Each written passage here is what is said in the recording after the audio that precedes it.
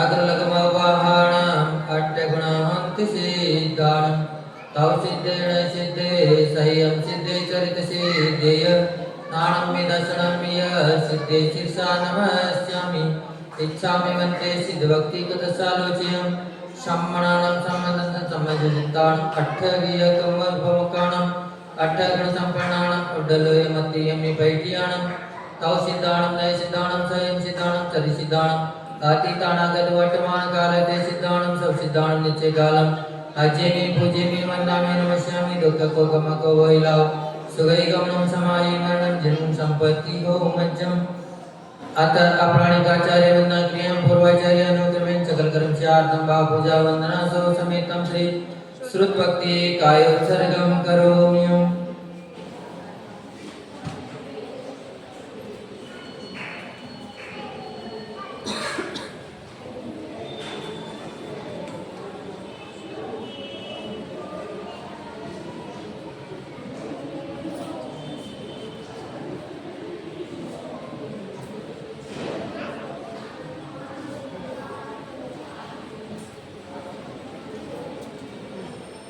कोटि शतं द्वादशैव कोटि लक्षाणशेदस्रधिकानि चैव पञ्चाशदशोत्तरशतसंख्यामेतत् च पञ्चपदं नमामि अरिहन्तवासी यत्नं गणहरिदेवन्त्यं सम्मं प्रणमामि भक्तचित्तो सुज्ञानमौर्यं शिरसा इच्छामि मन्ते सुभक्तिगतसालोच्यम् अङ्गोपायने भौडे परिमा सुपरिमाणि योगा ओपदय चूल्या चैवे सुते धम्मकाय नित्यकालम् अजेमि पूजेमि वन्दामि नमस्यामि दुःखकोकमको वैलाव सुगैगमनं समाहि मरणं जन्म सम्पत्ति हो वज्रम् अत अप्राणिकाचार्य वंदना क्रियां पूर्वाचार्य अनुक्रमेण सकल कर्म चार्दं भाव पूजा वंदना सो समेतं श्री आचार्य भक्ति कायोत्सर्गं करोमि।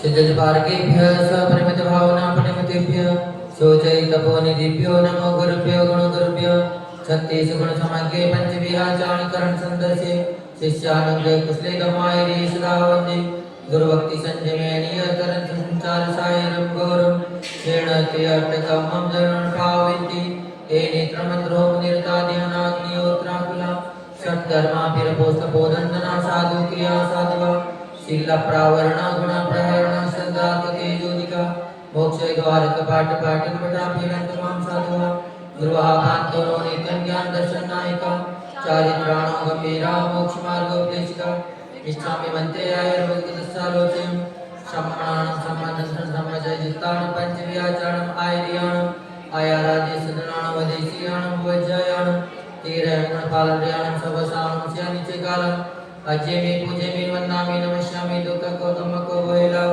सुगैगमनं समाहि मरणं जन्म सम्पत्ति हो मज्जम् श्री आदिसागर आचार्य ब्रह्मचार्य विभूषितं विसर्जमात्रकं ज्योतिर्न्यायिकं निमित्तैकं बुधे पूज्यं सर्वसङ्गविदूरितं प्रभावशालिनं धीरं वन्दे त्रयगुणभक्तितं वन्दे श्रीमहावीरकीर्तिसुगरमित्यादिपारप्रथं काले ध्यापितपोनिविद्गुणगणे पूर्णं पवित्रं स्वयं नग्नत्वाद्वाविंशति परिशैर्वग्नो नयो यो विराट पायान्मानकबुद्धकष्टकोइराज संसार पातो निधे कल्पान्तकालवचना विषया करुणा लोकोत्तरातिर्गुणस्तवनं प्रशंसा स्वामी नमोऽस्तु शिरसा मनसा वचोभि दद्याश्रिमलिमलसागरसूर्यवर्या स्वाध्याय ध्यानदभ्यागमहान्मूर्ति सिद्धान्तसार कुशलोजनदेवभक्त्या महावीर कीर्ति गुरुवर्य सुपठ शिष्या नित्यं नमामि सुरसन्मतिसागराय तोभ्यं नमो रविसमाधव तेजकाय तोभ्यं नमो श्री समुज्जल वैभवाय तोभ्यं नमो दुरितजाल विनाशनाय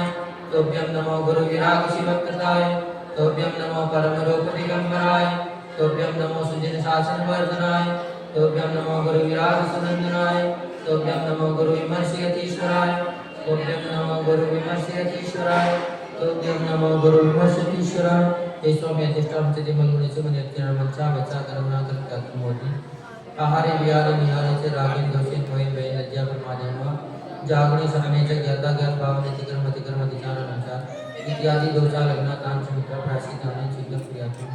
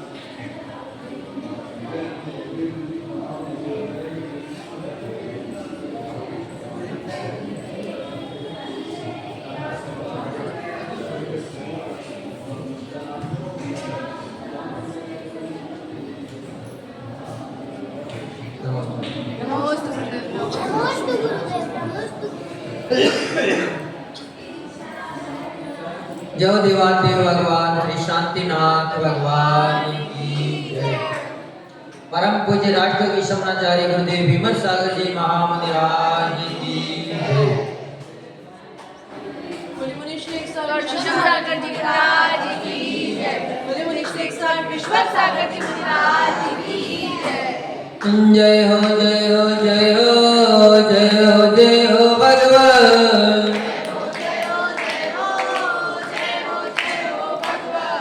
जय हो जय हो जय हो जय हो शांति भगवान। हम आए हैं द्वार तुम्हारे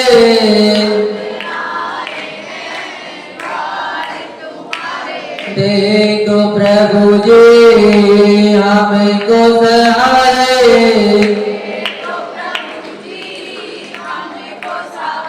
शांतिनाथ भगवन भगवन भगवन।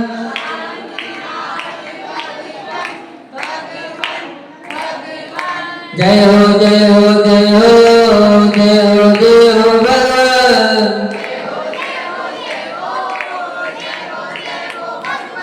छवि भी तेरा की प्यारी प्यारी लागे।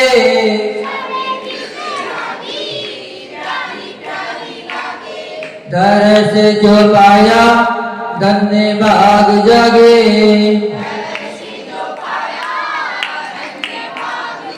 चरणा करो नमन नमन नमन।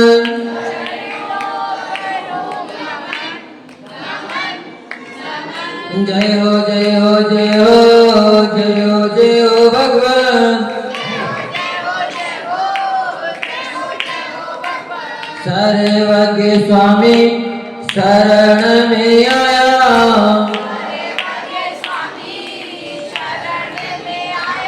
कहीं न मिला जो सुख पाया।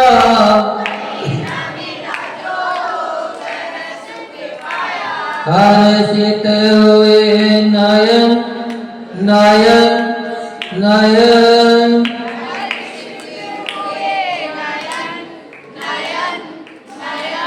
जय हो जय हो जय हो जय हो जय हो भगवान।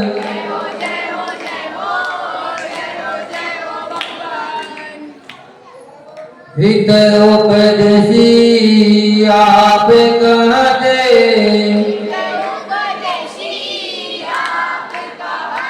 हम गुण गाने भक्त बन जाते।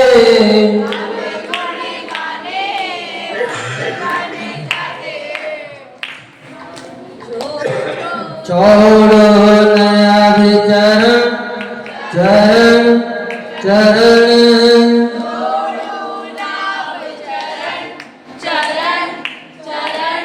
जय हो जय हो जय हो जय हो जय हो भगवान। आहार जी के बाबा कहते।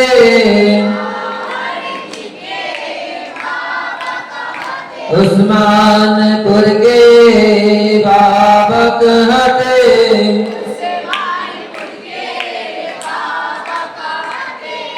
यक्ष यक्षिणी भी शिव को नवते,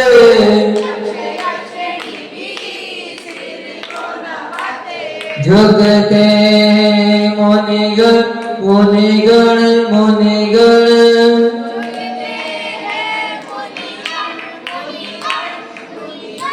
जय हो जय हो जय हो जय हो जय हो भगवान,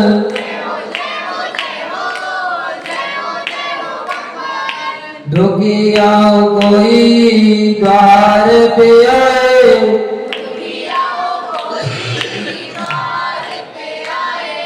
हंसता हुआ ही द्वार से जाए,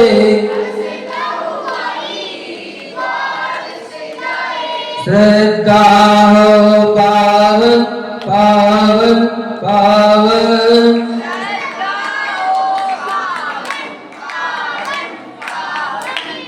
जय हो जय हो जय हो जय हो जय हो भगवान,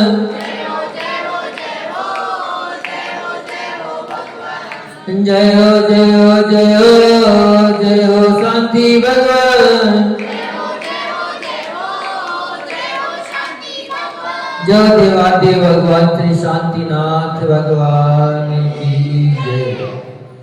परम पूज्य राष्ट्रयोगी समणाचार्य गुरुदेव विमल सागर जी महामंदिराज की जय। जिनागम पंथ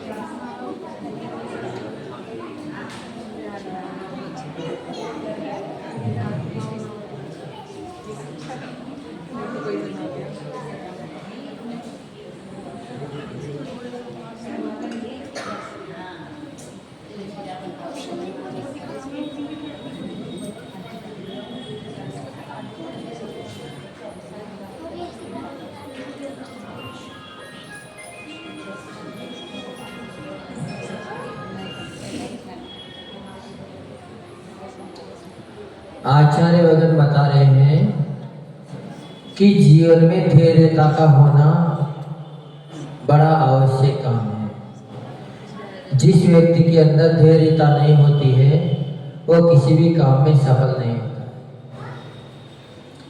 और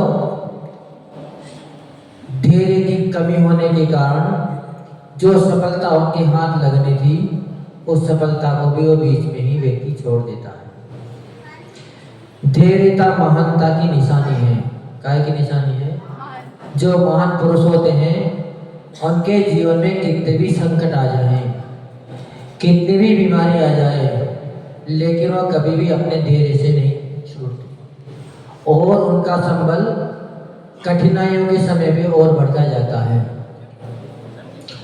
आचार्य भगवान विराग सागर जी महाराज के लिए कहते हैं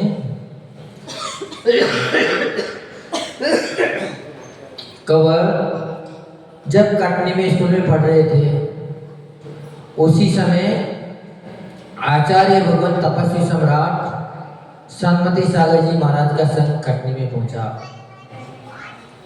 तो सभी लोग बच्चे उस समय साधुओं की जगह स्कूल के बच्चे ही सेवा करते थे।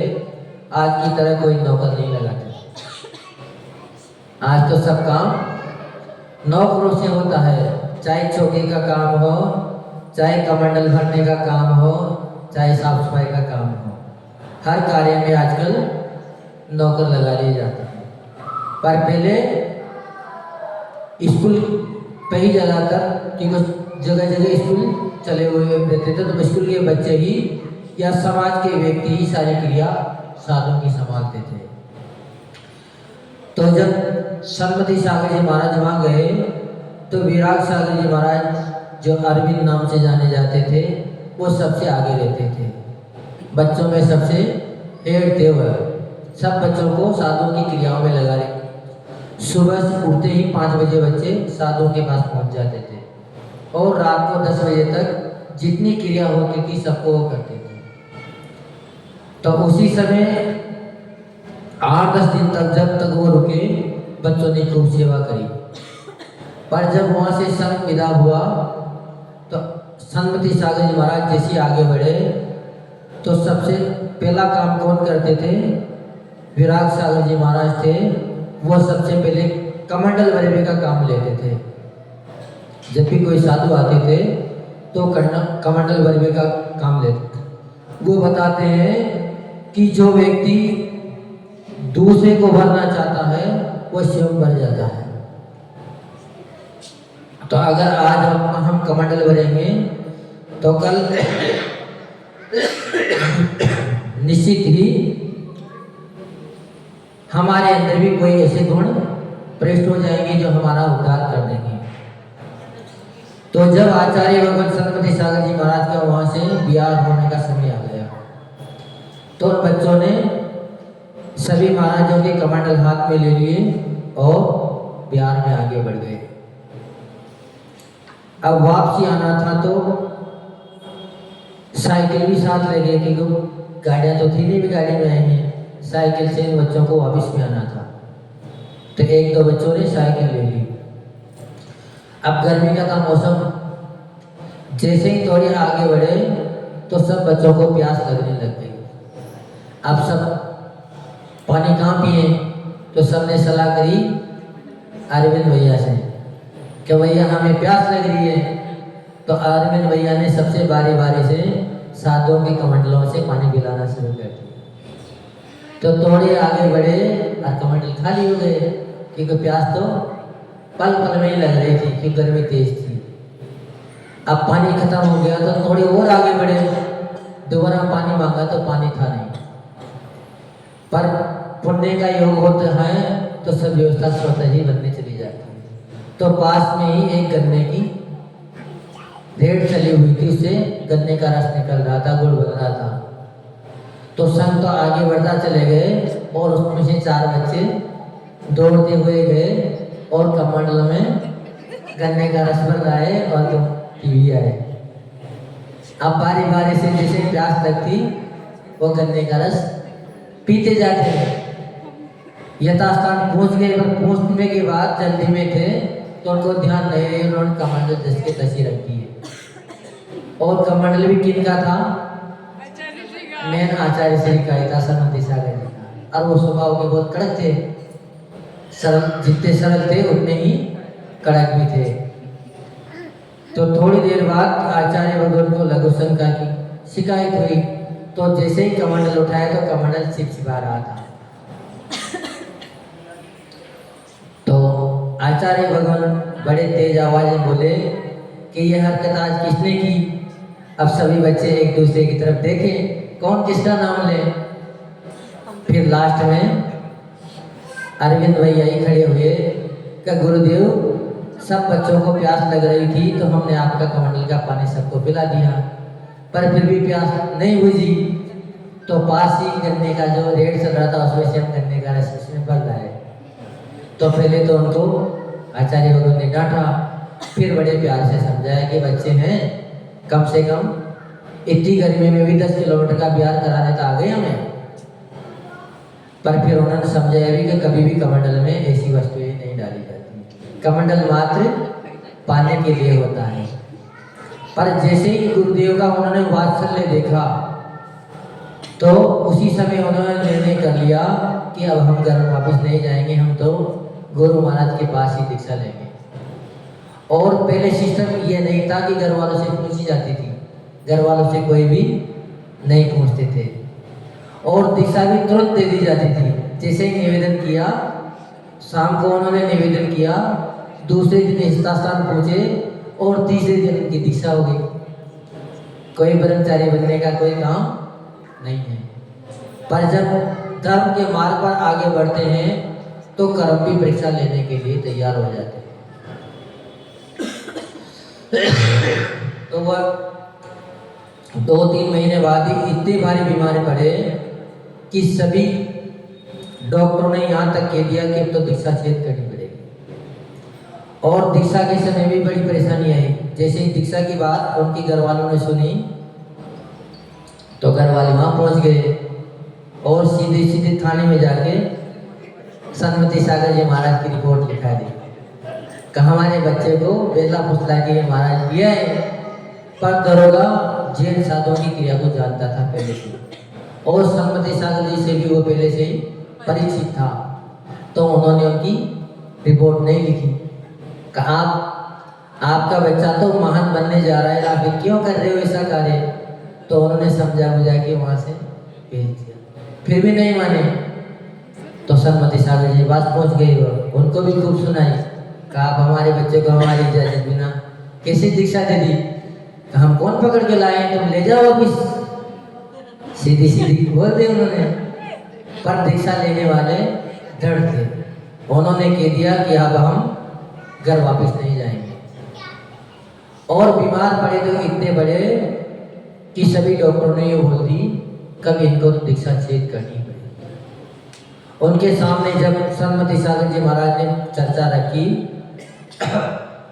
तो उनका जवाब था कि या तो स्वास्थ्य ठीक होते ही हम तुरंत मुनि दीक्षा ले लेंगे चुल्लक से, कि चुल्लक दीक्षा दी गई थी, और या फिर हम समाधि कर लेंगे लेकिन हम दीक्षा को छेद नहीं करेंगे। तो जब महानता आ जाती है तो महान व्यक्ति कभी भी परिश्रम से डरते नहीं हैं, बीमारियों से डरते नहीं हैं। और उसका परिणाम यह हुआ कि मुश्किल से 3-4 महीने में उसकी सारी बीमारी स्वतः ही समाप्त हो गई। और बीमारी समाप्त होते ही उन्होंने मुनि दीक्षा भी जल्दी ही धारण कर ली। तो यहाँ यही बता रहे हैं कि धैर्यता महान पुरुषों की निशानी है। जो महान होते हैं वही व्यक्ति धैर्य रख पाते हैं, नहीं तो थोड़ी सी बात में विचलित हो जाते हैं। धैर्यता का अर्थ है पुरुषार्थहीन व निरुद्यमी बनकर मात्र भाग्य के दोष से रहना।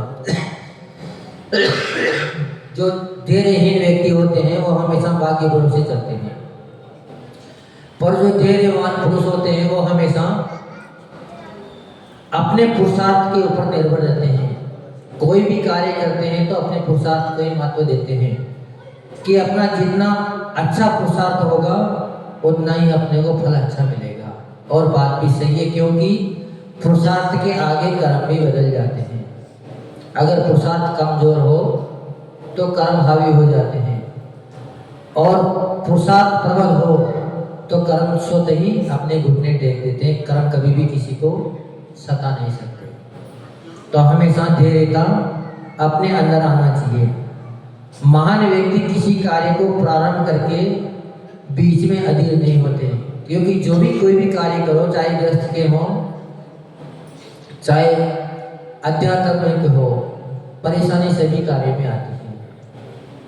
पर जो अधीर हो जाते हैं उनके कार्य बीच में ही छूट जाते हैं, और जो दृढ़ता रखते हैं उनके कार्य हमेशा सफलता की ओर आगे बढ़ जाते हैं। इसलिए कभी भी पुरुषार्थहीन नहीं रहना चाहिए और अपने लक्ष्य से कभी भी नहीं डरना चाहिए। एक अपने हित और अहित के बारे में स्वयं का सोचना चाहिए, कभी भी परिवार वालों की बातों में भी नहीं आना चाहिए, क्योंकि परिवार वाले तो निश्चित ही गड्ढे में गिराने वाले हैं। एक भी व्यक्ति ऐसा नहीं है जो गड्ढे से बाहर निकालने वाले हैं। वो क्या सोचते हैं कि हम स्वयं ने जेल भोगी है तो तुम भी जेल भोगो, हाँ? जबकि उनको सब पता है कि इसमें कितनी परेशानी है।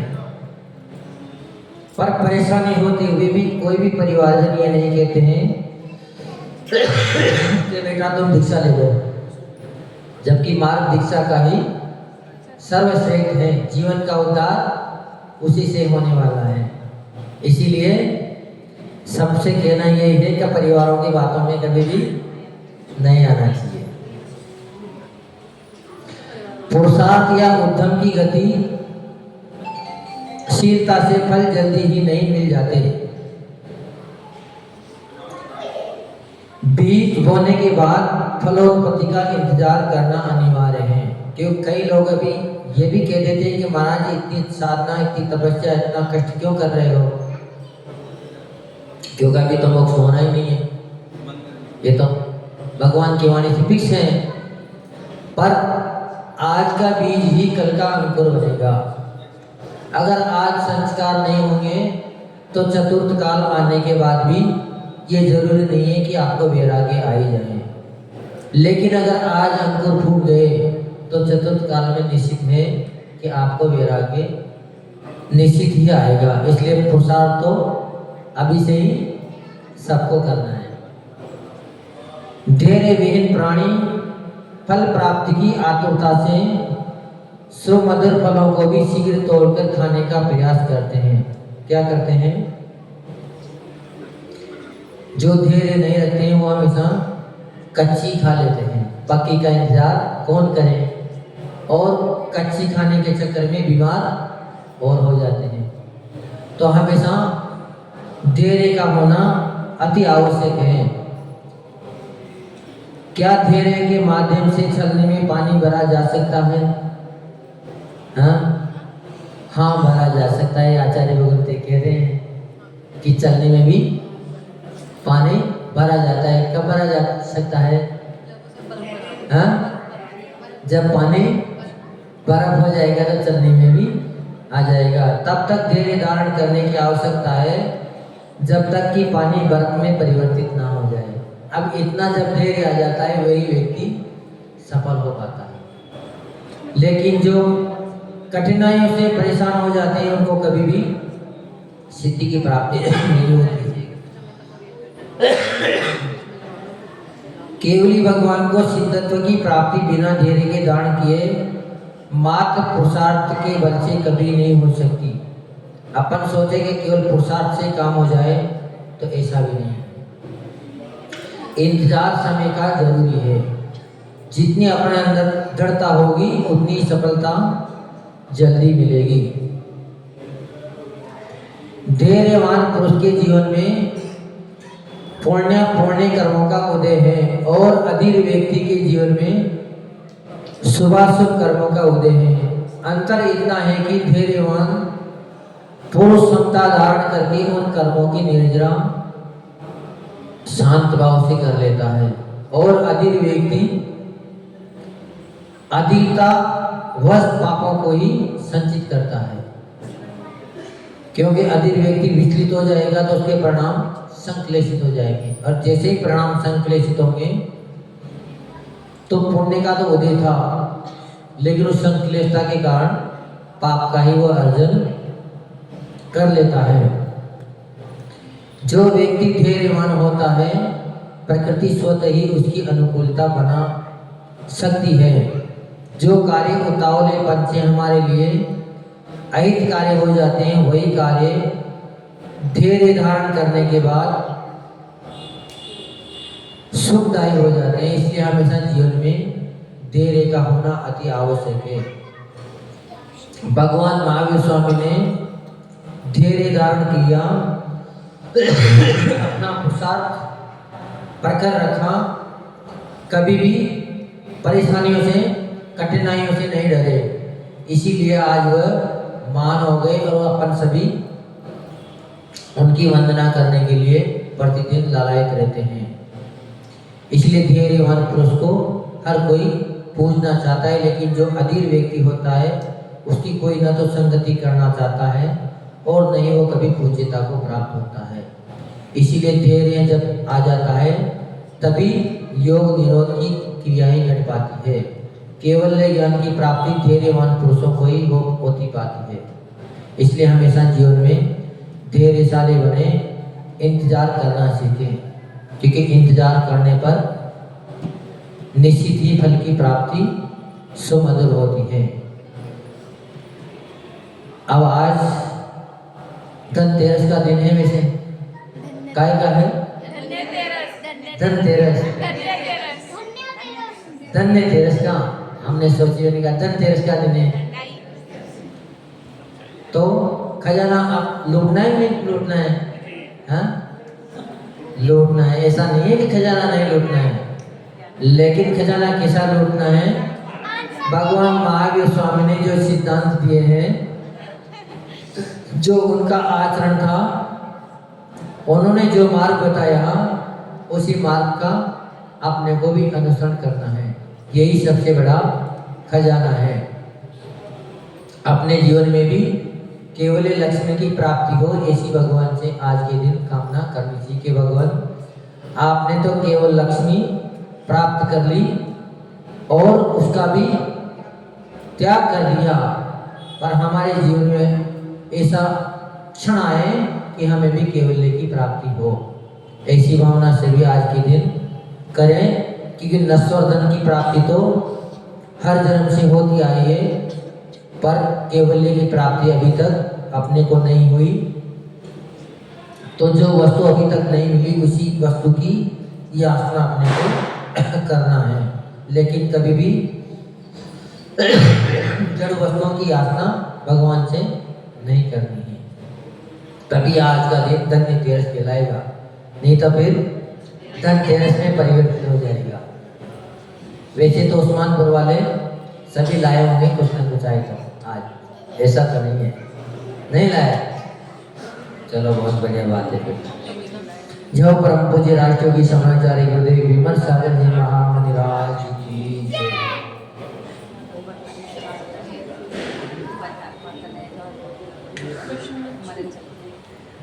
प्रसन्न मंच भी करें। अरे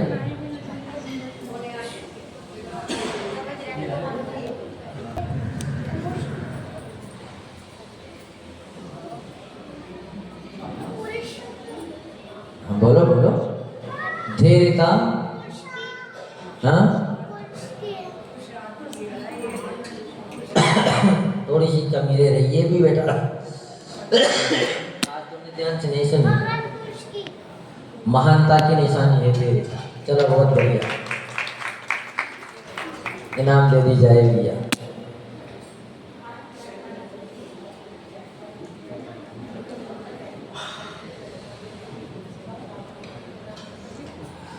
कौन से व्यक्ति कार्य को प्रारंभ करके बीच में नहीं छोड़ते हैं?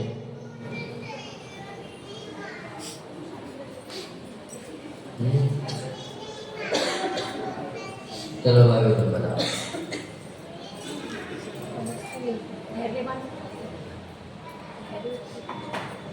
और आई थी इसके बाद, हाँ, कौन से व्यक्ति कार्य को प्रारंभ करके बीच में नहीं छोड़ते हैं?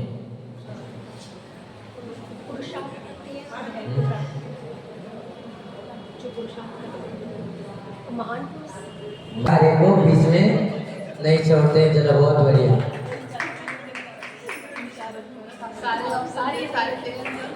प्राप्ति हो सकती है, हाँ बताओ भैया, पीछे बताओ। हाँ कितने बता दिए तुम्हें इनका? चलो बहुत बढ़िया, उनका उत्तर सही है, नहीं हो सकती।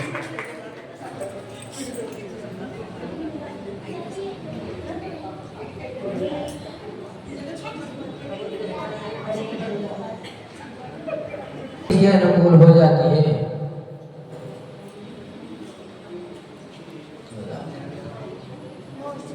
जो व्यक्ति धैर्यवान होते हैं, प्रकृति उनके अनुकूल हो जाती है और उनके अनुकूल सारी। बहुत बढ़िया, हो गए।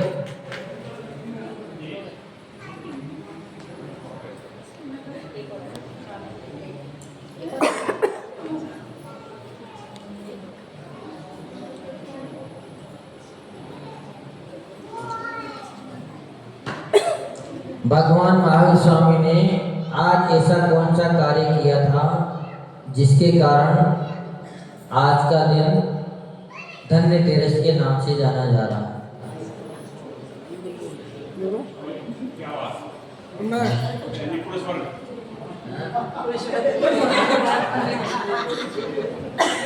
चलो बेटा तुम बताओ।